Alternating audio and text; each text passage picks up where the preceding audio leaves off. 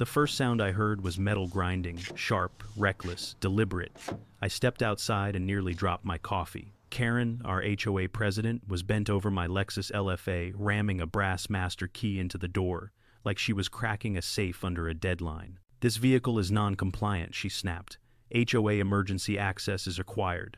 Before I could speak, she dialed 911 with theatrical urgency.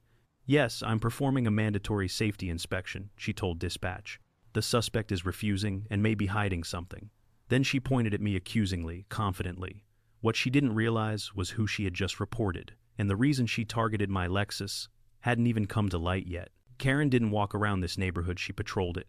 The first time she confronted me, she didn't bother with greetings. No welcome, no smile. She marched up my driveway with a clipboard tucked under her arm, like she'd been waiting her whole life to issue a citation. "Law enforcement vehicles create unnecessary tension," she said, eyeing my cruiser like it was a wild animal. "You'll need to move that to a more compliant location." That was her charm: zero authority, infinite confidence. Within days, she escalated. A homemade fine appeared on my windshield: UNAP-approved government symbol, display $45. She meant the sheriff's emblem. It wasn't even laminated, just printer paper and delusion. Neighbors weren't spared either. One guy got fined because his sedan was visually assertive. Another because his headlights projected dominance.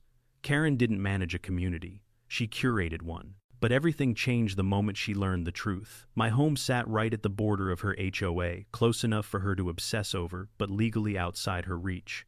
She couldn't control my property. She couldn't regulate my cruiser. She couldn't enforce a single rule on me. And for someone built entirely out of self-assigned authority, that was the ultimate insult. From that moment on, I wasn't just a neighbor.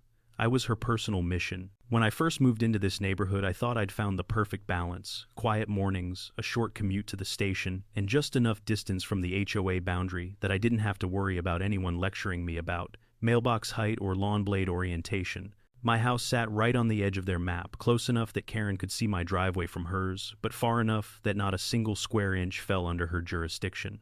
At the time, that detail felt irrelevant. Later, I learned it was the crack in her universe. My routine was simple. I worked long shifts, parked my vehicles exactly where the law allowed, and kept to myself. Nothing unusual, nothing provocative. But to someone like Karen, someone who thrived on regulating other people's oxygen intake, that normalcy looked like defiance.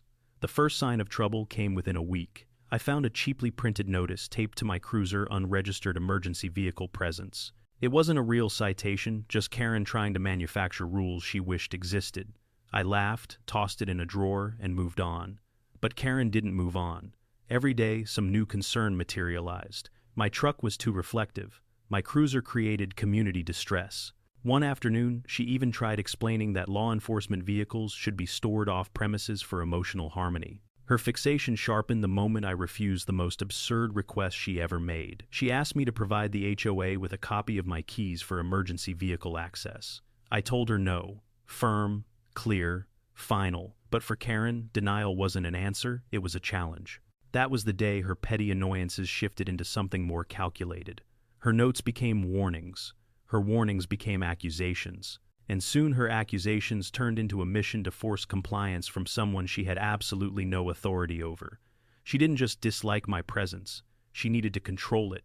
She needed to win. And the moment she jammed that brass master key into my Lexus LFA, I realized her obsession wasn't fading, it was accelerating. The morning after Karen tried her master key stunt, the neighborhood woke up to pink flyers slapped onto every mailbox, like deranged Valentine's cards. Glitter glue, all caps, warnings, and a headline that screamed urgent community action: stop the non-compliant vehicle. Apparently my Lexus LFA was now a roaming safety hazard. Neighbors knocked on my door, holding the flyers like hazardous materials. "Is this about you?" Mark asked, rubbing his temples. "She fined me last week because my car was too red." The absurdity would have been funny if it weren't multiplying. By noon, another paper appeared under my wiper, this one bright yellow: excessive vehicle presence, $65. Presence, as in existing. I added it to my binder. That night, someone sent me a recording from Karen's emergency HOA meeting. She presented a shaky photo of my car, surrounded by a pie chart, claiming my LFA was the #1 threat to driveway harmony. A few chuckles rippled through the room. But beneath the comedy, something shifted. Karen wasn't issuing warnings anymore. She was building a case. The next morning, my driveway looked like a miniature airport runway.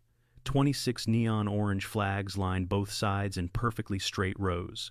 Each one read, HOA claim pending vehicle access gate under review. A gate.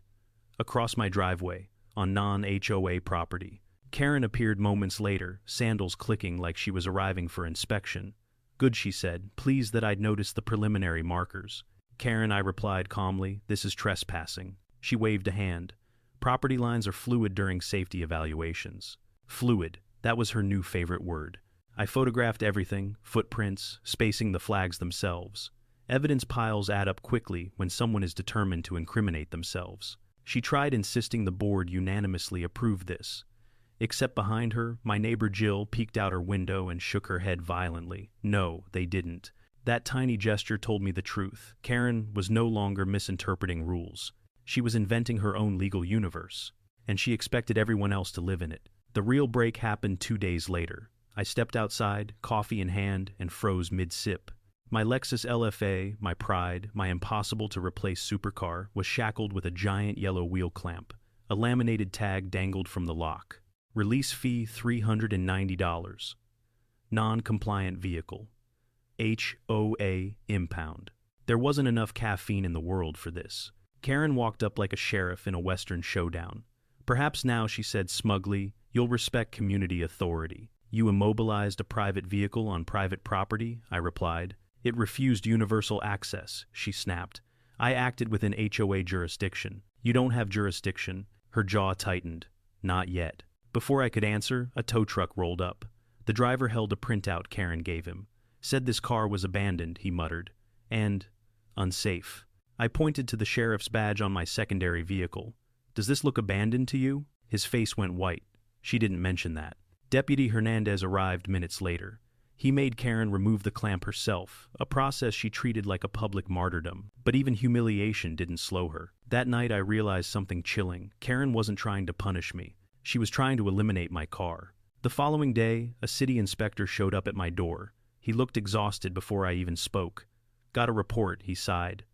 Anonymous caller claims you built a dangerous, illegal parking structure. I led him to the plywood barricade Karen had erected across my driveway the previous night. Spray-painted red letters screamed, HOA parking zone violators will be fined. The inspector stared at it, then burst out laughing. Yeah, this isn't legal. Or anything. He took photos, more evidence, and filed an incident report. Across the street, Karen watched from behind her curtains like a dictator monitoring a coup. Later, Deputy Hernandez called. We're getting multiple complaints, he said. Her flyers, her fake violations, now this barricade. Sheriff, she's drifting into criminal territory. Fraud, harassment, maybe impersonation of authority. The neighborhood murmurs turned into frustration. People were tired of fines, threats, nonsense. Karen wasn't just challenging me anymore. She was turning the whole community against her. And that's when she made her boldest move yet. The breaking point arrived on a quiet morning when I opened my mailbox and found a thick, glossy packet, professionally printed gold lettering, the whole production. The Vehicle Harmony Initiative authorized by the Bluff Community Oversight Division. Oversight Division. We didn't have one. We'd never had one. Inside, Karen had built an entire fake government agency from scratch. Pages of fabricated regulations followed mandatory HOA emergency access keys. Randomized driveway audits. Fines for disruptive automotive posture, bans on dominant vehicle silhouettes, required participation in a mobility compliance interview, and at the back, the real goal, Harmony dues $140 payable via PayPal to K. Allen. But the final page chilled me more than the rest. A full-color map of the neighborhood with my Lexus LFA circled in red and labeled Primary Threat Zone. She wasn't hiding her obsession anymore. That night, my security camera pinged at 11:52 p.m. Karen stood at my property line in a reflective vest, holding a measuring tape and clipboard, whispering to herself as she documented angles, distances, my car's shadow length. She didn't trespass. Not yet. She was waiting for something. And when Deputy Hernandez called the next morning, his voice confirmed it. She's crossed into criminal territory. The next move she makes, that'll be the one we act on. The community center was already packed when I walked in. Folding chairs scraped the floor, neighbors whispered like they were waiting for a courtroom verdict, and the HOA board sat stiff as fence posts. Tonight wasn't a meeting, it was a reckoning. But Karen entered like it was her coronation. She shoved the doors open, stormed to the front, and slammed her clipboard onto the podium. "I will be conducting this meeting," she declared. Given the escalating threat posed by a particular vehicle? "No," Jill said sharply. The room froze. Even I paused. Karen blinked, stunned by the single word she'd never heard directed at her. "The board will conduct this meeting," Jill continued. "Please take your seat." Karen laughed a high-pitched, disbelieving sound. "I am the elected HOA president. I am the authority here." "Not anymore," someone muttered in the back. Karen snapped around. "Who said that?" No one answered. Her control, her favorite currency, was slipping fast, and she could feel it.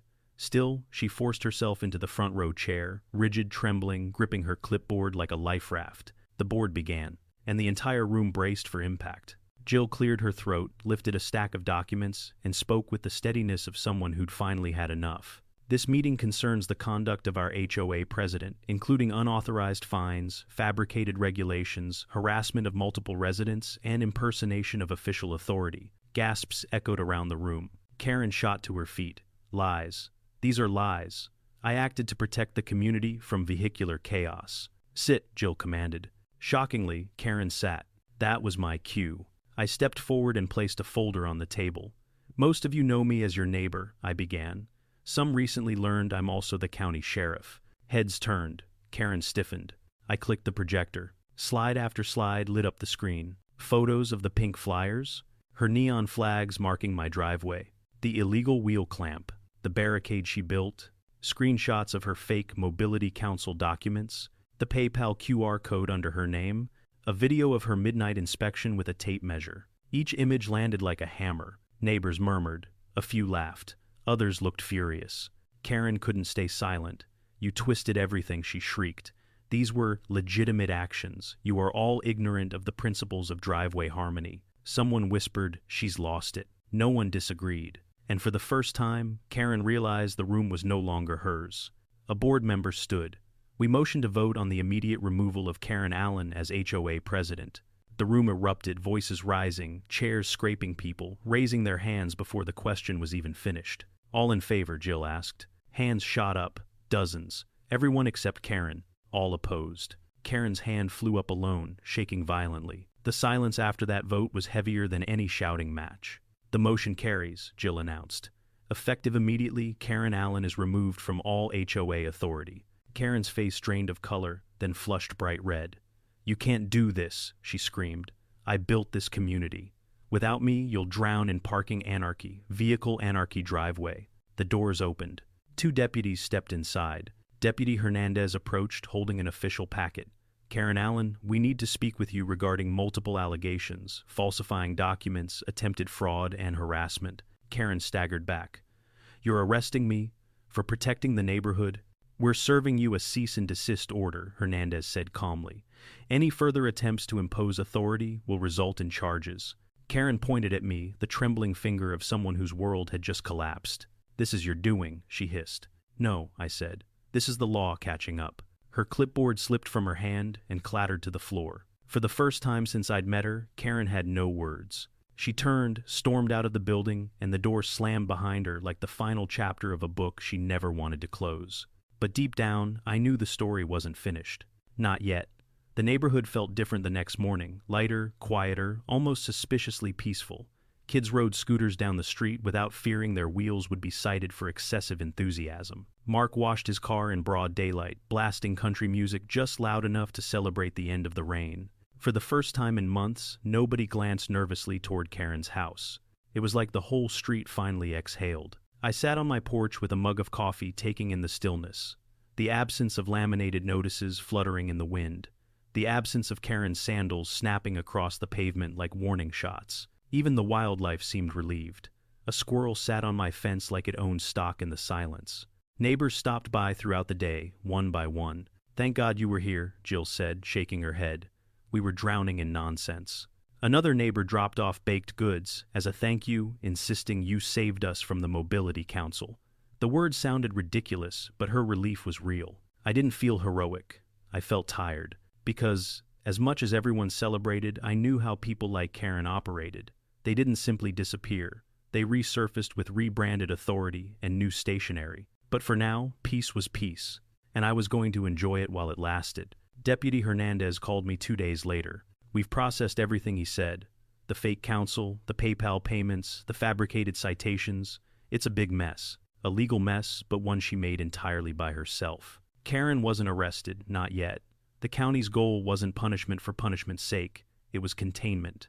A cease and desist order meant she could no longer issue citations, collect payments, impersonate any authority, conduct vehicle inspections, spiritual, emotional, or imaginary, approach residents with demands, or clipboard theatrics. Violation would mean charges, real charges, not the kind she printed at home. The HOA board held an emergency restructuring.